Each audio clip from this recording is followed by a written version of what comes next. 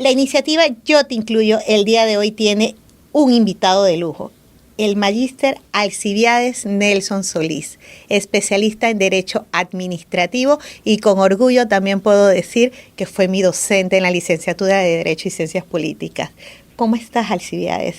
Muy bien, Meiki, un honor poder estar aquí compartiendo contigo en un tema que definitivamente es de interés para todos los panameños y panameñas.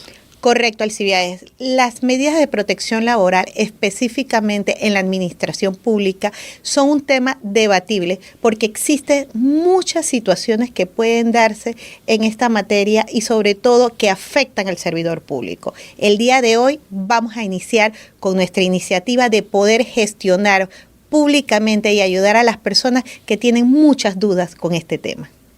Claro, cuando hablamos de los fueros, podemos referirnos a las enfermedades crónicas. Entonces, desde el 2005, a través de la Ley 59, de 28 de diciembre, se aprobó la Ley de Enfermedades Crónicas, Involutivas y o degenerativas o de insuficiencia renal crónica que produzcan discapacidad laboral. En ese orden de ideas, la ley de una previsión social increíble, porque este es un sector de la población que merece ser protegido. Establece un fuero y como yo te expliqué, el fuero simplemente se refiere a que la relación laboral no podrá ser terminada por pérdida de confianza. ¿Sí? Correcto. Mira, a mí lo que me llama mucho la atención en el tema de administración pública es que surgen muchas dudas. Precisamente el tema de derechos humanos se está abordando aquí. ¿Por qué? Porque las enfermedades crónicas degenerativas que pueden que pueden en su momento sobrevenir a una persona natural, no son controlables y realmente los efectos que surgen en un momento para ese individuo y su familia y su entorno no son controlables y pueden existir múltiples circunstancias que pueden menoscabar la condición del individuo. Precisamente esta ley regula y establece algunas condiciones que se pueden gestionar, ¿verdad?, en materia pública para que se le pueda brindar ese apoyo, pero sobre todo el diagnóstico oportuno o brindar esa documentación. ¿Cuáles serían? Claro, cuando hablamos del fuero, el fuero está conformado por dos componentes. Uno, que el servidor público, pero también se aplica a los trabajadores del sector privado, pero nos referiremos al servidor público, que el servidor público padezca la enfermedad. Y segundo, que esa enfermedad le produzca una discapacidad laboral parcial. Pero cuando hablamos de discapacidad laboral hay que tener cuidado. Eso no se refiere a que la enfermedad lo hace una persona con discapacidad. No, ahí entonces aplicaríamos la ley de igualdad de oportunidades, de equiparación de oportunidades. Correcto. No. Esto cuando hablamos de discapacidad laboral es que tú dentro de las tareas, las funciones que tú realizas como profesional, de pronto no la podrás realizar al 100% de lo que lo vienes realizando, pero tú no pierdes competencia para seguirla haciendo. Por ejemplo, yo soy abogado, ¿ok? Vamos a poner que en mi oficina nos reparten 10 expedientes por semana y nosotros en la semana evacuamos 10 expedientes. Ahora, producto de la enfermedad, que de pronto el medicamento que estoy tomando hace que yo me sienta débil en algunos momentos, etcétera, la misma enfermedad, ya yo no puedo resolver 10 expedientes a la semana, puedo resolver 7, ¿sí? Pero sigo teniendo las mismas competencias como abogado, pero no puedo desenvolverme al 100% como lo hacía antes. Esa es una discapacidad laboral parcial. Si fuera absoluta, entonces no puedo seguir en la administración, tengo que retirarme, bien sea por una licencia por enfermedad, o retirarme porque no puedo realizar el trabajo para el cual fui contratado. Así que por eso es que la ley se refiere a discapacidad laboral parcial. Correcto. ¿Cuál sería el procedimiento que la ley determina para que yo pueda acogerme a este fuero parcial y en la administración pública y qué requisitos debo tener como funcionario público? Claro, es importante. El que es abogado, artículo 150 de la ley 38 del 2000. El que no es abogado, simplemente le digo, lo que usted señala debe probarlo. Correcto. Si el servidor público de pronto una vez le termina la relación laboral por pérdida de confianza Él dice, no, pero es que yo padezco una enfermedad crónica. Y él va a redactar su recurso de reconsideración, o su abogado va a redactar el recurso de reconsideración, sobre la base que no se debió haber removido el cargo por pérdida de confianza, porque él se encuentra amparado por el fuero de enfermedades crónicas. ¿Qué dice el servidor público? Yo padezco la enfermedad crónica. Perfecto. Correcto. ¿Cuál? Hipertensión. Perfecto. ¿Y cómo yo lo pruebo, Alcibiades? Entonces el servidor público tiene que probar, a través de una certificación del médico, que él sufre de hipertensión arterial. Correcto. Listo, él lo prueba, porque eso es lo que él alega. Ajá. ¿No? Entonces eso es lo que él tiene que probar. Ha dicho el Pleno de la Corte Suprema de Justicia en el caso de Clementino de León versus Ipacop, que tan pronto el servidor público acredita que padece la enfermedad, entonces se le genera un fuero provisional. Correcto. Muy ¿no? bien. Y todavía la ley también lo señala, porque la ley en su artículo 5, la ley 59 del 2005, modificada por la ley 25 del 2018, al final del artículo 5 dice, cuando te está hablando de la certificación de la condición físico-mental del servidor público, te dice que mientras no se tenga la certificación, el servidor público se mantendrá en su puesto de trabajo. Entonces, hay que esperar la certificación. Claro, por supuesto. ¿Qué se discute ahora mismo en el mundo jurídico panameño? Que el servidor público debe aportar la certificación. Vamos de nuevo. ¿Quién quiere sacar al servidor público por pérdida de confianza? La institución. Entonces, para sacarlo por pérdida de confianza, la institución debe probar que la enfermedad no le produce discapacidad laboral parcial, porque son los dos requisitos que se necesitan. Entonces, ahora mismo, ¿quién tiene la carga de la prueba? O sea, ¿quién tiene que acreditar que la enfermedad no me produce discapacidad laboral parcial? La institución. Entonces, la institución debe solicitar a la comisión interdisciplinaria la certificación de la condición física o mental.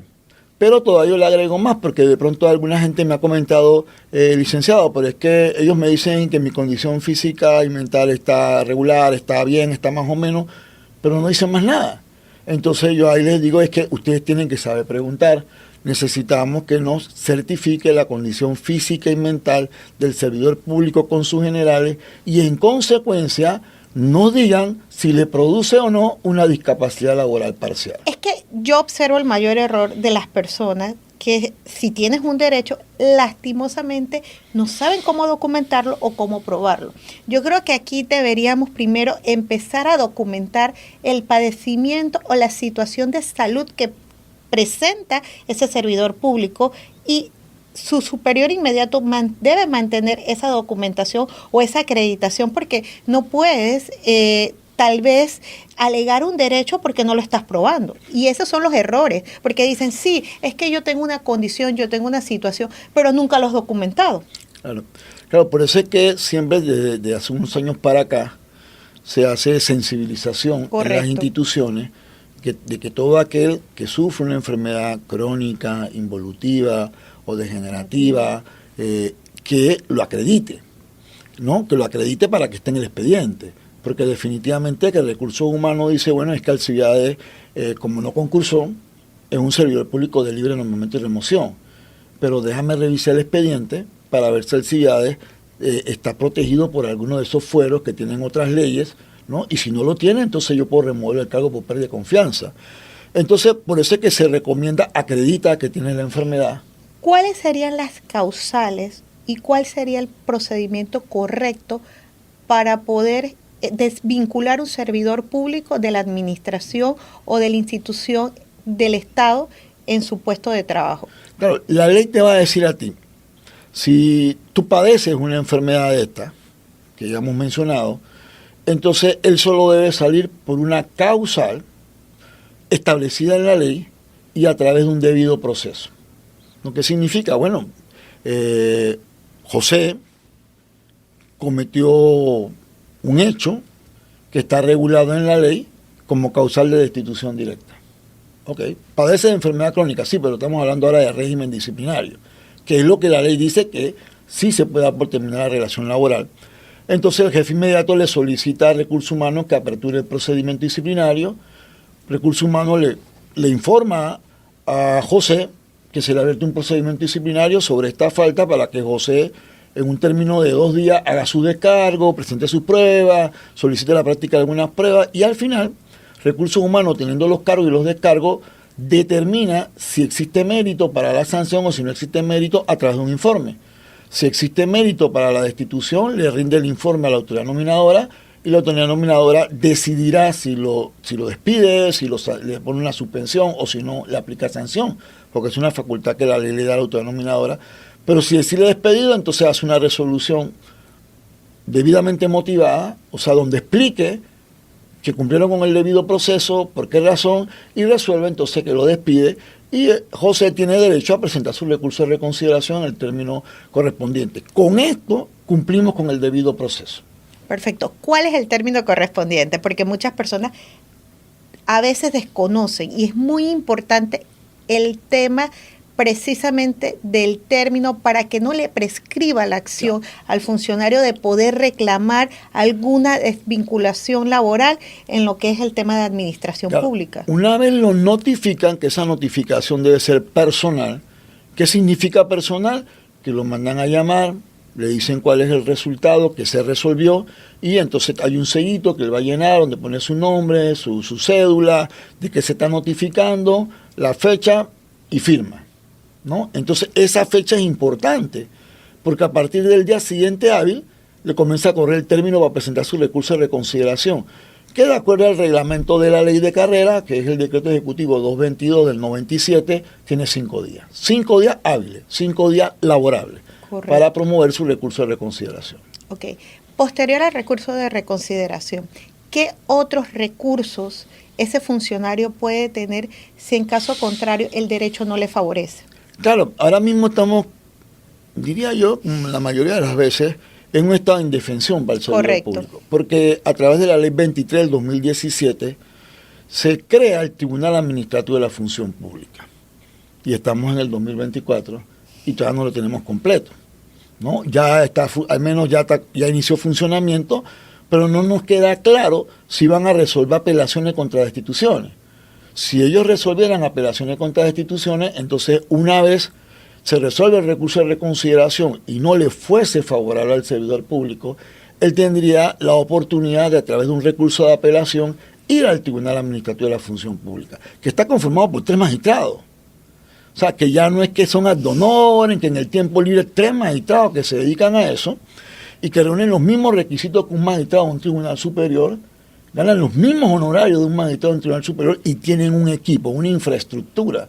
Entonces, eso le da confianza al servidor público porque ya saliste de la administración, ¿viste? Estás dentro de la vía gubernativa, pero estás en una instancia, llamémosle de justicia administrativa. Correcto. Que pueda cumplir con el debido proceso. Especializada, que es lo importante, ¿no? Pero entonces, en la actualidad, mi realidad, hoy por hoy, si ese servidor no le es favorable ese recurso de reconsideración, ¿qué otros recursos? Si no le es favorable el recurso de reconsideración, podríamos acudir. Y el tribunal no está funcionando, o funcionando no resuelve, porque no están completos, los recursos de apelación, no va a haber apelación contra destituciones, entonces con el recurso de reconsideración se agota la vía gubernativa, no hay nada más que hacer, y a partir del día siguiente, a partir de esa misma fecha te comienzan a correr los 2 meses, que ahora sí no son hábiles, sino 2 meses calendario, para acudir a la Sala Tercera de la Corte Suprema de Justicia a través de una demanda contenciosa administrativa de plena jurisdicción. Ok. ¿Qué tan efectivos son los amparos de garantía con referencia a lo que es las medidas de protección que se pueden generar producto de violaciones al debido proceso o específicamente con los fueros laborales de enfermedades crónicas? Eso es muy interesante la pregunta que tú haces, porque hace 10, 15 años esta materia de despidos no la veían en amparo, indistintamente que se violaran derechos y garantías individuales consignadas en la Constitución, por esto de la prevalencia de la jurisdicción contenciosa. O sea, no, eso no es competencia nuestra, es competencia de la tercera, pero hace de un tiempo para acá, gracias a Dios, ha evolucionado y ya la Corte ha comenzado a ver en amparos de garantía, ¿no? Algunas demandas por violación precisamente a estas garantías individuales, y en materia de enfermedades crónicas sí lo están viendo. Como el amparo de garantía es un proceso sumario, definitivamente los magistrados del Pleno están resolviendo en 6 u 8 meses, mientras que la Sala Tercera pues está resolviendo en 2 o 3 años. ¿no? Y ahora tú tienes no a 3 magistrados de una sala tercera, sino que tienes a los 9 magistrados del Pleno resolviendo el amparo. Se han estado resolviendo de verdad que favorablemente, casi es una constante en los últimos tiempos, porque también hay fallos al inicio que decían que los que tenían enfermedades crónicas, por una modificación que se hizo a la ley en el 2010, no tenían fuero. ¿Sí? Eso ha venido evolucionando y te puedo decir que en los últimos 5, 6, 7 años ha sido constante, ¿no? La decisión tanto del Pleno como de Sala Tercera de que si padeces una enfermedad crónica y no consta la certificación de que no te produce ninguna discapacidad laboral parcial, entonces se ordena el reintegro. Gracias a Dios, en el año 2020, la administración anterior, a través de la ley 151, adicionó un artículo, un único artículo, y ese único artículo lo que te dice es que si se declara un despido ilegal por razones de enfermedad crónica, tiene derecho a salarios caídos. Así que ahora los chicos, las chicas que se remueven del cargo por pérdida de confianza, habiendo acreditado que padecen la enfermedad crónica o involutiva o degenerativa, y se le agregó en el 2018 o de insuficiencia renal crónica, entonces van a tener derecho a salarios caídos.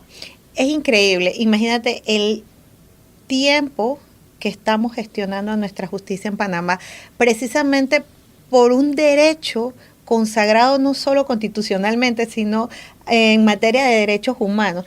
Estamos años luz de poder gestionar una justicia rápida y contundente que le brinde esa protección al funcionario de nuestra administración pública, pero sobre todo esta información nos encantaría que el día de mañana cada uno de los administradores públicos puedan crear un marco preventivo para que tengan una documentación y un aval para que si se llega a enfrentar a un tema de solicitar, reclamar o vincularse a un proceso de esta magnitud, puedan en su momento estar debidamente avalados con la documentación que se requiera, como establece la normativa, que creo que es lo más importante de brindar esta publicidad, porque al fin y al cabo sabemos que existe mora con el tema de la justicia, pero en todas las jurisdicciones, no es que se trata solamente en esta materia, pero creo que es muy importante señalar que estas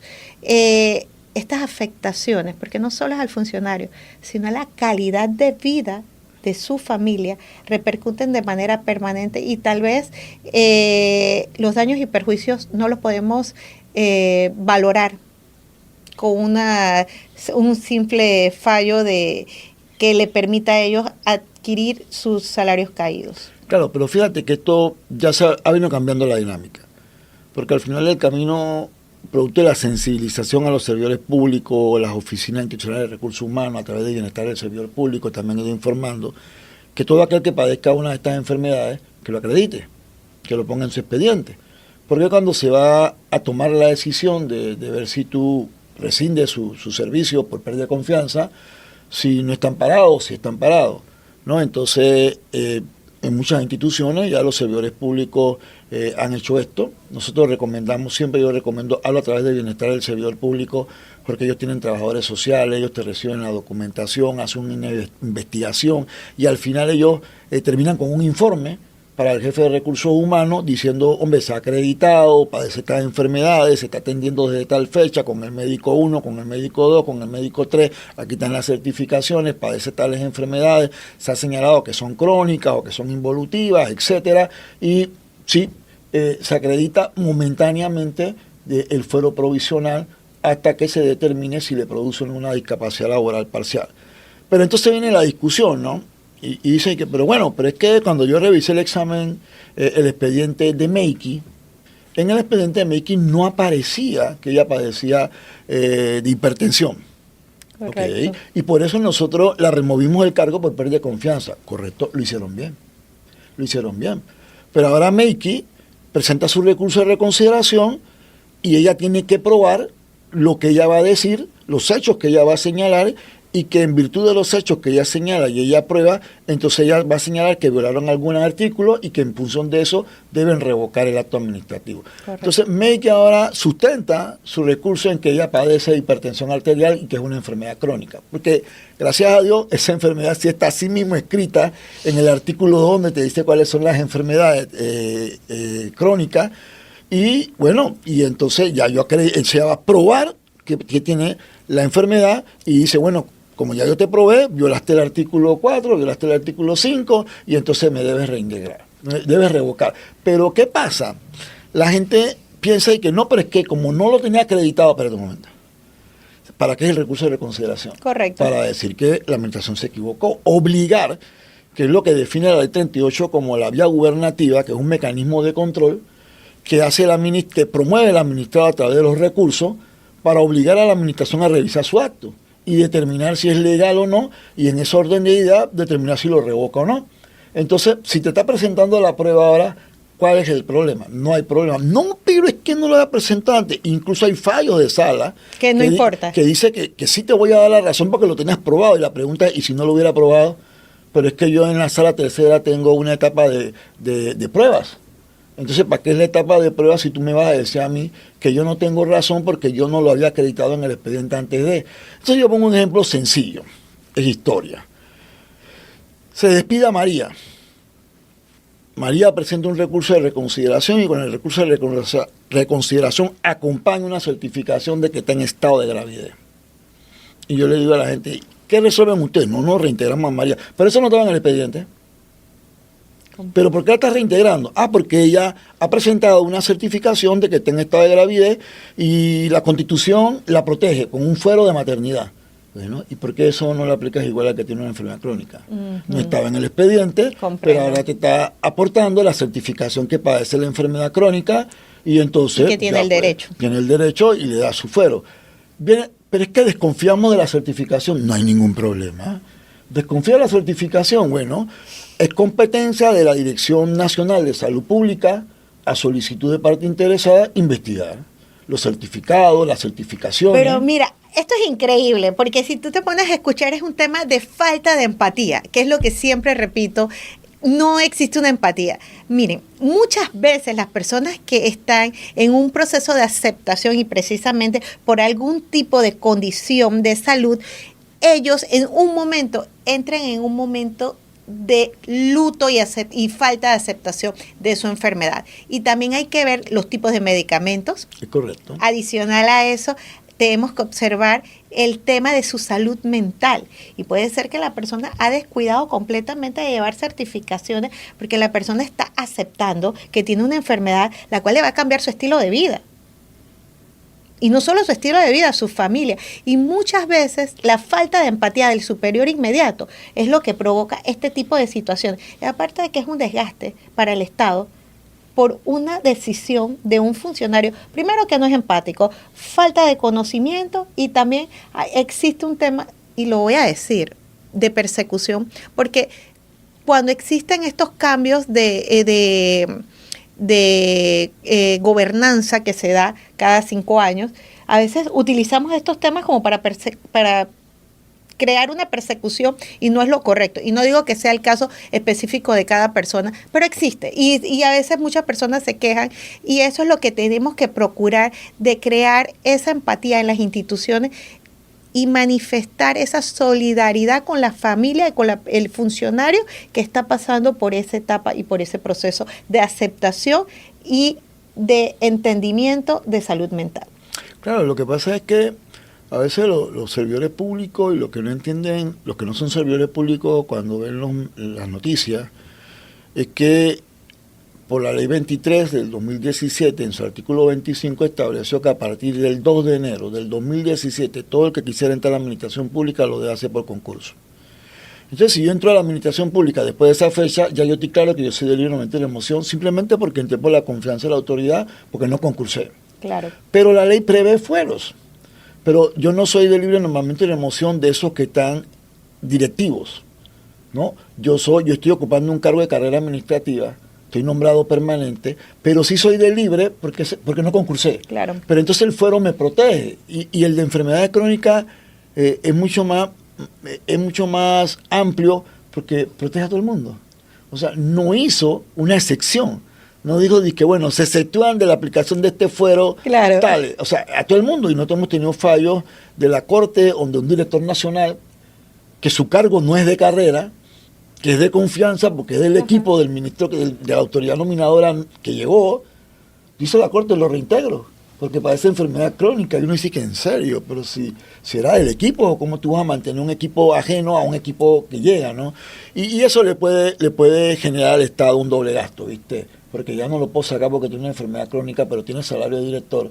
Ahora lo tengo que poner a otra función y tengo que nombrar a un nuevo director con el salario y tengo dos veces el salario del director para una sola persona, ¿no? Entonces son cosas que hay que madurar, que hay que ir viendo. Yo creo que lo que es importante aquí, y lo voy a decir también, es comenzar a verificar las competencias de cada cargo. O sea, yo comprendo que existe un fuero y un tema de medidas de protección. Debemos que humanizarnos, ser empáticos, analizar la condición humana, los derechos humanos y las garantías constitucionales también, y el derecho al trabajo, y más en la administración pública, pero también tenemos que revisar las competencias que cada servidor debe tener para cualquier puesto, y eso yo lo comprendo perfectamente, y es un debate, porque realmente tenemos que comenzar a gestionar esas competencias por currículo, por desempeño, por capacitación, y sobre todo motivar a la inclusión, pero dentro de lo que es una efectividad laboral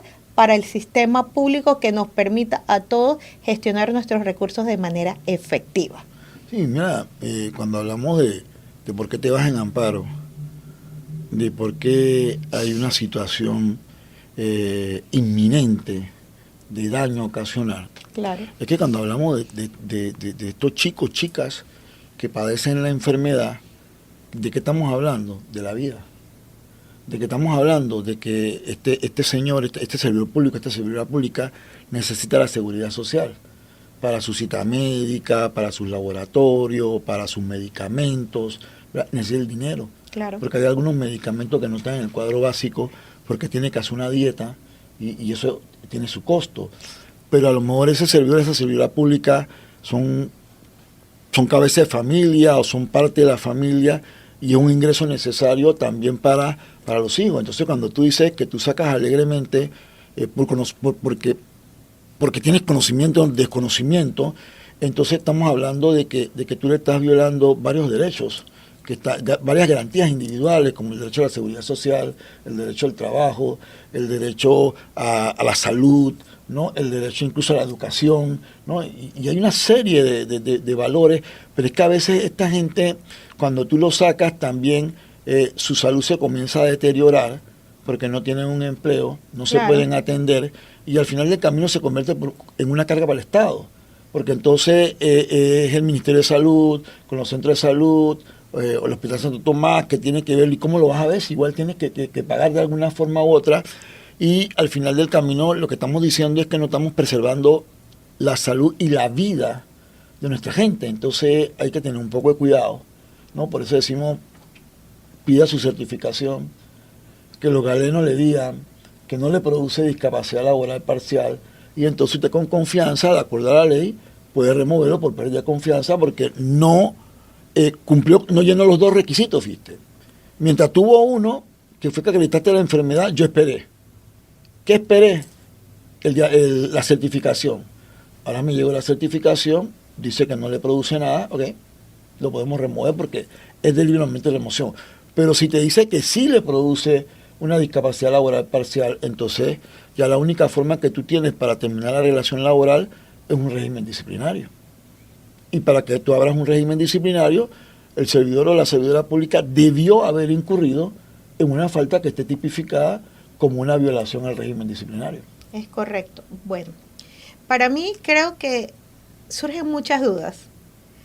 Surgen muchas dudas del tema del control posterior de la justicia administrativa que se está dando en Panamá de una manera dilatoria, porque es como dices, el tema del acceso a la salud se menoscaba cuando existen estos tipos de violaciones, pero sobre todo es esa motivación que existe en la norma, en el marco jurídico de protección a los servidores públicos, que muchas veces no se trabaja, no se vincula, y hoy por hoy están sufriendo sus familias en los hogares producto de este desmejoramiento económico y muchas veces del tema de salud mental que también afecta a todas las personas. O sea que un simple acto causa cargas para el Estado y también puede causar daños irreparables a un hogar, a un núcleo familiar, y muchas veces esa única persona es el proveedor de ese hogar.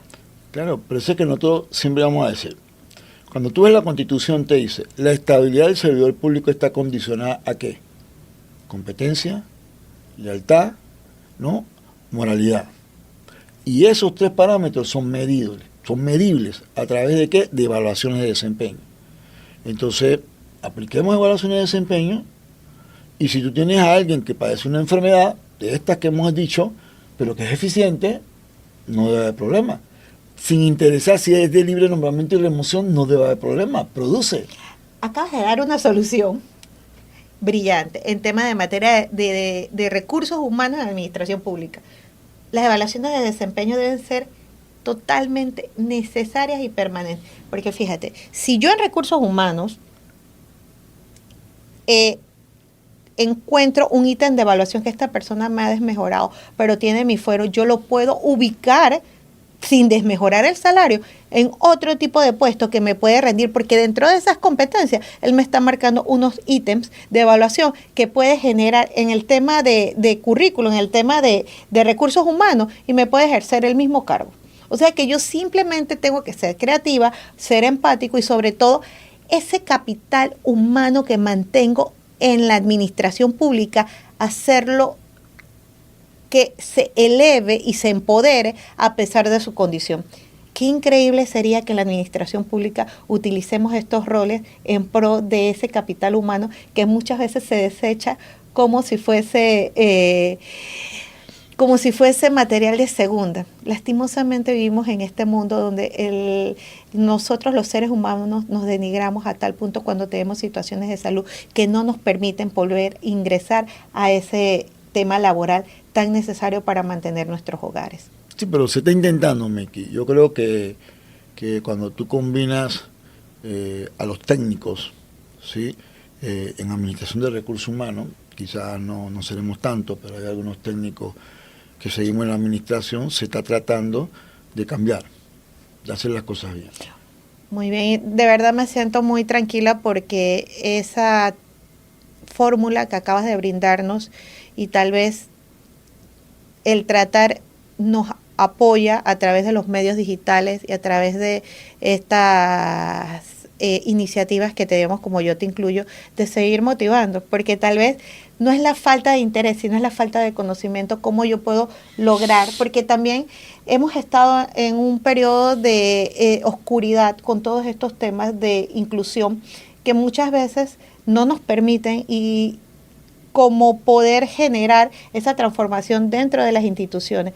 Y tal vez, como me dice, se está intentando, se está reproduciendo, y precisamente estos espacios son para poder llegar a esos hogares, a esas personas que no tienen la oportunidad de tal vez tener una asesoría, o tal vez esos funcionarios que están en lugares de difícil acceso en Panamá, que les pueda ayudar a crear nuevas técnicas para poder llevar ese capital humano a su máximo esplendor dentro de una situación que puede generar múltiples oportunidades para toda la institución.